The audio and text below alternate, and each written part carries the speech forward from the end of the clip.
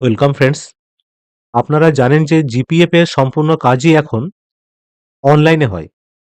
Loan থেকে শুরু করে balance transfer, final payment, nomination সহ সমস্ত কাজটি অনলাইনে করতে বলা হচ্ছে। একজন চাকরিজীবীর ক্ষেত্রে তার প্রভিডেন্ট ফান্ডে নমিনি যোগ করা অত্যন্ত গুরুত্বপূর্ণ। সেই কাজটাই আমরা সবথেকে অবহেলা করি জীবনে। অনলাইনে নমিনির জন্য আবেদন করার আগে অফলাইন ফর্মে সেটা ফিল আপ করে এইচওয়াইকে অর্থাৎ হেড অব দ্য ইনস্টিটিউটকে ডকুমেন্ট সহ জমা করতে হবে। সেই অফলাইন ফর্মটি কিভাবে ফিল আপ করবেন বা কি কি নিয়ম বা রুলস আছে ফর্মটি পূরণের জন্য, কি কি ডকুমেন্টস লাগবে ইত্যাদি বিষয়ে বিস্তারিত জানাবো এই ভিডিওর মাধ্যমে। চলুন শুরু করা যাক। যাই হোক বন্ধুরা, এটা একটা নমিনেশন ফর্ম। এই ফর্মটি ফিল আপ করে আপনারা আপনাদের এইচওয়াই বা হেডমাস্টারকে জমা করবেন।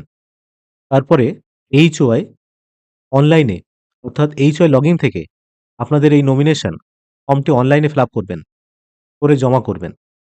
এই ফর্মটি ফিল আপ করার জন্য কিছু রুলস বা নিয়ম বা নীতি মেনে চলতে হবে। এইগুলো আমি বিস্তারিত ফিল আপ করার সময় বলবো। আপনারা সঙ্গে থাকুন। আমি সরাসরি আপনাদের ফর্ম অফ নমিনেশন 2 এই ফর্ম নিয়ে এলাম। প্রথমেই অ্যাকাউন্ট নাম্বার। আপনার এনজিআইপিএফ এর যে অ্যাকাউন্ট নাম্বারটি আছে, ESS দিয়ে শুরু, সেই অ্যাকাউন্ট নাম্বারটা এখানে এন্টার করবেন। আমি এখানে সবগুলো ডেমো হিসেবে দেখাচ্ছি আপনাদের। তারপরে অর্থাৎ নিজের নাম এখানে লিখতে হবে। Hereby nominate the persons mentioned below who is are members অথবা নন members of my family as defined in para 4 of the West Bengal recognized non-government educational institution employees, management of general provident fund accounts, scheme 1995। 1995 সালের প্যারা 4 এর ধারা অনুযায়ী এখানে family member বলতে নন member বা members উভয় ক্ষেত্রেই বোঝাচ্ছে। আপনি যাকে মনোনীত করবেন সেই হবে আপনার নমিনি। যাই হোক, আপনারা প্যারা 4 টা একবার দেখে নেবেন ভালো করে। To receive the amount that may stand to my credit in the fund as indicated below. In the event of my death before that amount has become payable or having become payable has not been paid. এখানে মানেটা কি বলছে আমরা একটু ভালো করে জেনে নিই। আমি এত দ্বারা নিম্নলিখিত ব্যক্তি বা ব্যক্তিগণ এ মনোনীত করছি, যিনি বা যারা আমার পরিবারের সদস্য বা সদস্য নন, যাতে আমার মৃত্যুর পর যদি সেই অর্থ প্রদেয় হওয়ার আগে বা প্রদেয় হওয়ার পরেও পরিশোধ না করা হয়ে থাকে, তবে তহবিলে আমার হিসাবে জমা থাকা অর্থ তিনি বা তারা গ্রহণ করতে পারেন। তিনি বা তারা এখানে বলা হচ্ছে এই কারণে, অনেক সময় 2-3 জনের নমিনি হতে পারে বা দুজনও হতে পারে। এই কারণেই তারা গ্রহণ করতে পারেন এই কথাটা বলা হচ্ছে। যাই হোক, এরপরে নিচের দিকে name and full address of the nominee. তাহলে এখানে যাকে আপনি নমিনেট করছেন তার নামটি এখানে ক্যাপিটাল লেটার লিখবেন, তারপরে তার অ্যাড্রেসটা এইভাবে লিখবেন। এরপরে রিলেশন উইথ দ্য সাবস্ক্রাইবার, সম্পর্কটা এখানে এইভাবে লিখবেন। এজ অব দ্য নমিনি, নমিনির বয়স কত সেটা এইভাবে লিখবেন। Share payable to this nominee, আপনি এখানে দুজন নমিনিও এখানে অ্যাড করতে পারেন। সেই ক্ষেত্রে কিন্তু শেয়ারটা এখানে 50% রাখতে পারেন, পরেরটাও 50% রাখতে পারেন। যেভাবে আপনি নমিনেট করবেন পার্সেন্টেজ দিয়ে সেটাও আপনি সেইভাবে করতে পারেন। আমি এখানে যেহেতু একজনকে দেখিয়েছি ওই কারণে 100% আমি এখানে শেয়ারটা দেখাচ্ছি।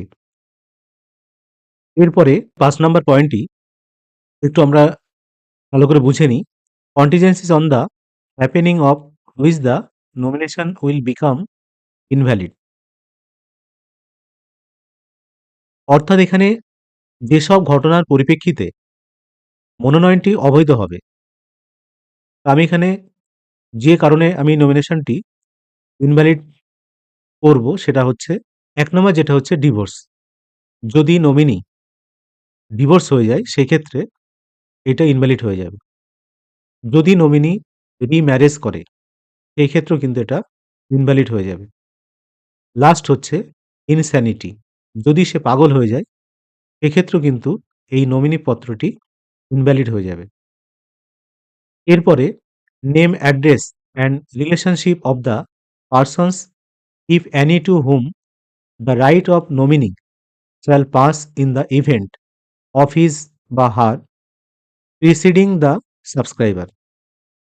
এখানে যেটা বলা হচ্ছে, যদি মনোনীত ব্যক্তি গ্রাহকের পূর্বে মারা যান, তবে যে ব্যক্তির কাছে মনোনয়নের অধিকার হস্তান্তরিত হবে তার নাম, ঠিকানা ও সম্পর্ক এখানে লিখতে হবে। এইখানে আপনারা যাকে সদস্য অথবা নন সদস্য দুটোই আপনারা ব্যবহার করতে পারেন। আমি এখানে একজনের নাম দিয়েছি, তার রিলেশনটা সন আছে এবং অ্যাড্রেসটা ডু করে দিয়েছি। পরেরটা হচ্ছে, if the nominee is not a member of the family as provided in প্যারা 4 ইন্ডিকেট দ্য রিজনস। তাহলে এখানে কি বলা হচ্ছে, যদি মনোনীত ব্যক্তি অনুচ্ছেদ 4 এ উল্লিখিত পরিবারের সদস্য না হন, তবে সেই ক্ষেত্রে এখানে কারণটা উল্লেখ করতে হবে। আদারওয়াইজ এনে লিখতে পারেন, নট অ্যাপ্লিকেবল। এরপরে নিচে একটা লাইন আছে এখানে, ডেটেড দিস। আপনি যে ডেটে নমিনি এই ফর্মটি ফিল আপ করছেন সেই ডেটটা এইভাবে দেবেন। আমি যেমন দিয়েছি এখানে 2nd day of February 2026। At জায়গাটার নাম লিখবেন এখানে। তারপরে two witness, two signature, name and address. এইখানে 1 নম্বরে আপনি যে দুজন সাক্ষী রাখছেন, প্রথম সাক্ষীর নাম এইভাবে লিখবেন, দ্বিতীয় সাক্ষীর নাম এইভাবে লিখবেন। তার অ্যাড্রেসটা এইভাবে ছোট জায়গা এইভাবে লিখবেন। সিগনেচার করাবেন এইভাবে দুজনের। তারপরে place for use by the head of office, nomination by Shri বা শ্রীমতী বা কুমারী, এখানে নিজের নামটি লিখবেন। Date of receipt of nomination, আর ডেটটা এইভাবে দেবেন। ডান দিকে সিগনেচার অফ দ্য সাবস্ক্রাইবার, এখানে নিজের নামটা এইভাবে লিখবেন। Name of the block letters, এখানে বড় হাতে আপনার নামটি লিখবেন, ডেজিগনেশন দেবেন। Signature of the head of institution, এখানে হেড অফ দ্য ইনস্টিটিউশন তার সাইন করবেন, তার ডেজিগনেশন দেবেন, তারপর ডেটটা দেবেন। এইভাবে আপনারা নমিনেশন ফর্মটি ফিল আপ করতে পারবেন। এরপরে আপনাদের যেটা কাজ হবে, এই যে নমিনি আপনি অ্যাড করলেন, অবশ্যই এনার আধার কার্ডটা এই ফর্মের সঙ্গে যখন HOI কে জমা দিচ্ছেন তখন এটা অ্যাটাচ করে দেবেন। তারপরেই কিন্তু আপনার HOI এই যে তথ্য দিলেন আপনি, এই তথ্যটা অনলাইনে আপলোড হবে। তারপরেই কিন্তু এটা PI বা DI অফিস থেকে অ্যাপ্রুভ করা হবে। তো যাই হোক বন্ধুরা, ভিডিওটি ইনফরমেটিভ মনে হলে অবশ্যই লাইক, শেয়ার, কমেন্ট করবেন। ধন্যবাদ।